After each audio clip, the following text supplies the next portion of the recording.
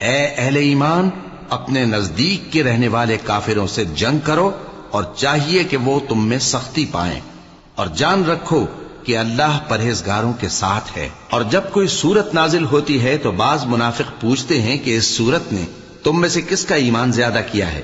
سو جو ایمان والے ہیں ان کا تو ایمان زیادہ کیا اور وہ خوش ہوتے ہیں، اور جن کے دلوں میں بیماری ہے تو ان کی خباثت کو اور بڑھا دیا، اور وہ مرے بھی تو کافر کے کافر۔ کیا یہ دیکھتے نہیں کہ یہ ہر سال 1 یا 2 بار بلا میں پھنسا دیے جاتے ہیں، پھر بھی توبہ نہیں کرتے اور نہ نصیحت حاصل کرتے ہیں؟ اور جب کوئی سورت نازل ہوتی ہے تو ایک دوسرے کی طرف دیکھنے لگتے ہیں اور پوچھتے ہیں کہ بھلا تمہیں کوئی دیکھتا ہے؟ پھر پیٹھ پھیر جاتے ہیں۔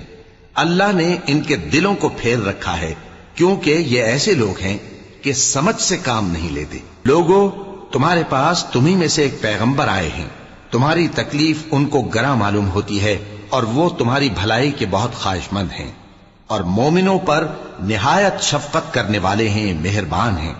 سو اگر یہ لوگ پھر جائیں اور نہ مانیں تو کہہ دو کہ اللہ مجھے کفایت کرتا ہے، اس کے سوا کوئی معبود نہیں، اسی پر میرا بھروسہ ہے اور وہی عرش عظیم کا مالک ہے۔